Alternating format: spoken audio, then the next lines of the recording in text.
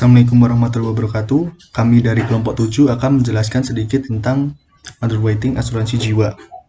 Kami dari kelompok 7 yang beranggotakan saya, Raffi Ridwansyah, NIM 040. Saya Risma Nur Inayatul Askia, NIM 056. Perkenalkan, nama saya Alwan Hanif, NIM 036. Perkenalkan, nama saya Yunarina Diva Maharani, NIM 026. Baik, terima kasih atas kesempatannya. Yang pertama, asuransi jiwa. Asuransi jiwa adalah asuransi yang bertujuan untuk menanggung orang terhadap kerugian finansial tak terduga yang disebabkan karena meninggalnya terlalu cepat atau hidupnya terlalu lama. Dimaksud hidupnya terlalu lama di sini yaitu apabila seseorang yang telah mencapai usia ketuaannya dan tidak mampu mencari nafkah dan membiayai keluarganya lagi, maka membeli asuransi jiwa dan risiko yang mungkin diderita oleh seseorang tersebut dalam arti kehilangan kesempatan untuk mendapatkan penghasilan akan ditanggung oleh perusahaan asuransi.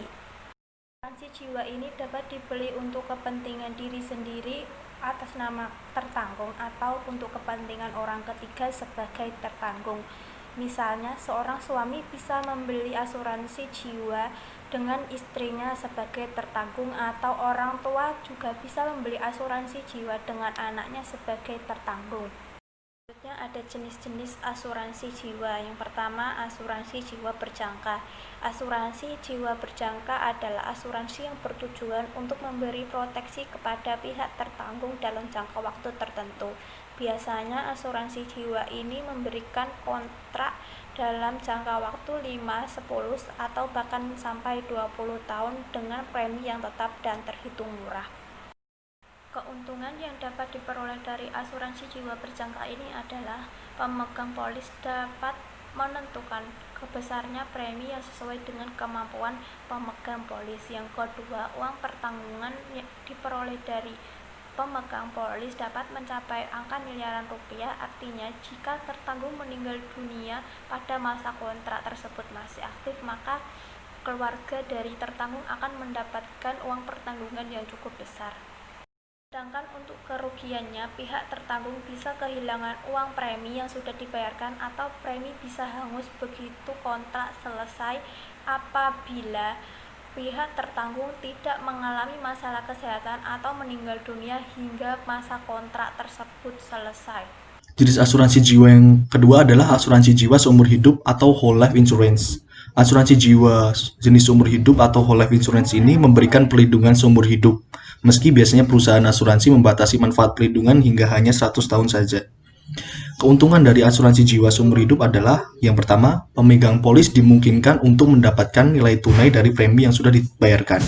Yang kedua, apabila Anda sebagai tertanggung tidak dapat membayar angsuran premi secara berkala, Anda bisa menggunakan nilai tunai dari premi yang sudah dibayar untuk membayar premi selanjutnya. Nah, yang ketiga adalah premi asuransi yang sudah Anda bayarkan tidak akan hangus jika tidak ada klaim saat kontrak berakhir. Uang pertanggungan akan diberikan seluruhnya. Untuk kerugian dari asuransi seumur hidup adalah, yang pertama, preminya lebih besar ketimbang premi asuransi jiwa berjangka, bahkan bisa mencapai lebih dari 2 kali lipatnya.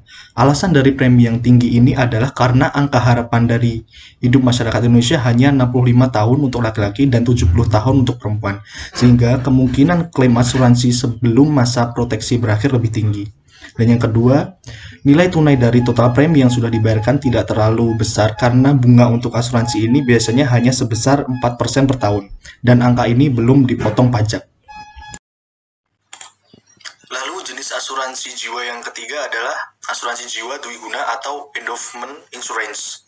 Adalah insuransi jiwa dwiguna atau endowment insurance adalah asuransi yang memiliki dua manfaat, yaitu sebagai asuransi jiwa berjangka sekaligus tabungan. Artinya, pemegang polis dapat memperoleh nilai tunai dari premi asuransi yang sudah dibayarkan berupa uang pertanggungan jika tertanggung meninggal dunia dalam periode tertentu sesuai dengan kebijakan polis asuransi bersangkutan, dan juga dapat menarik polis asuransi dalam waktu tertentu sebelum masa kontrak berakhir. Keuntungan dari asuransi jiwa dwiguna ini adalah, yang pertama, bisa mengklaim polis asuransi jiwa ini sebelum masa kontrak berakhir. Misalnya, untuk dana pendidikan anak, Namun, penarikan dana ini hanya bisa dilakukan sekali dalam jangka waktu beberapa tahun sesuai dengan perjanjian yang telah dibuat. Dan yang kedua adalah, jika misalnya Anda sebagai tertanggung masih hidup saat jangka waktu berakhir, Anda akan mendapatkan seluruh uang pertanggungan.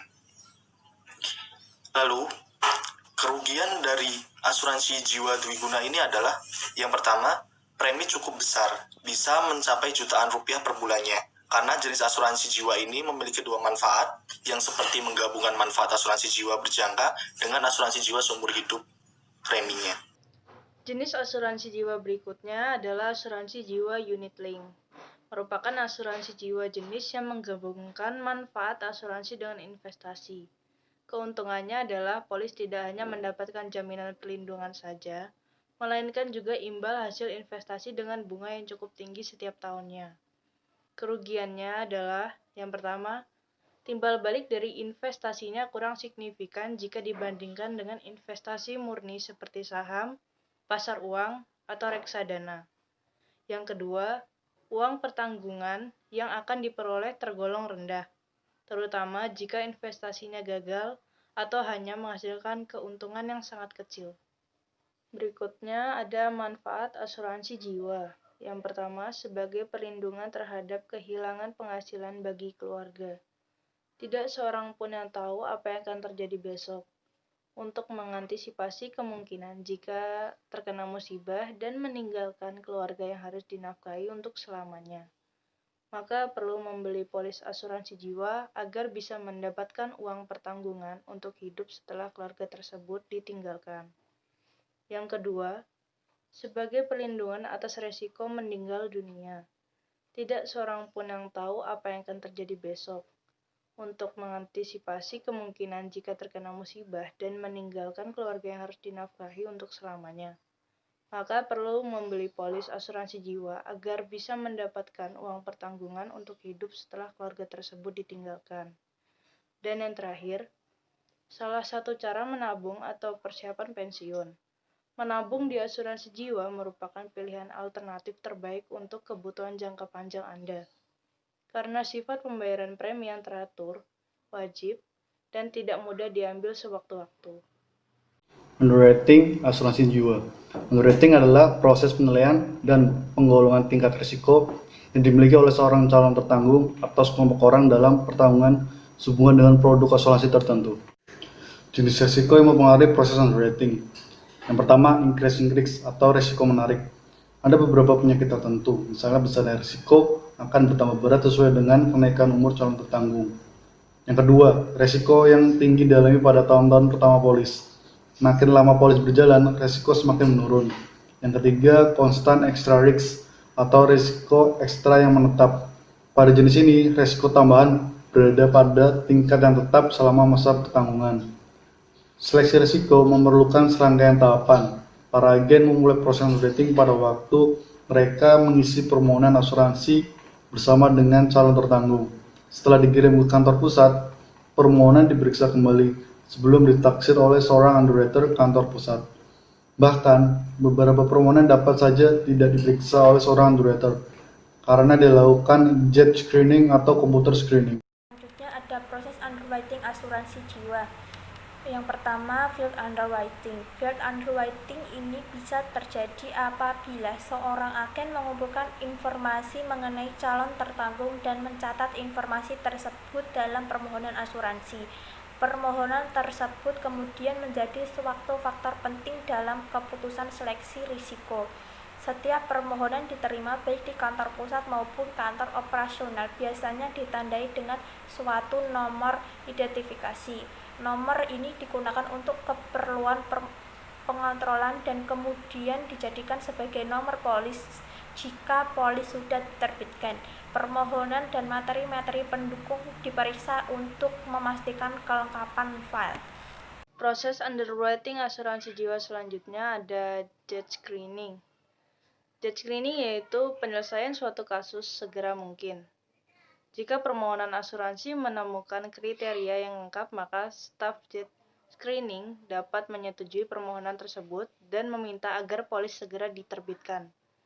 Jika permohonan asuransi tidak mempunyai kriteria-kriteria tersebut, maka filenya segera diteruskan kepada seorang underwriting untuk dievaluasi. Proses underwriting asuransi jiwa selanjutnya yaitu computer scanning. Computer scanning menggunakan sistem otomatis untuk menyederhanakan proses underwriting.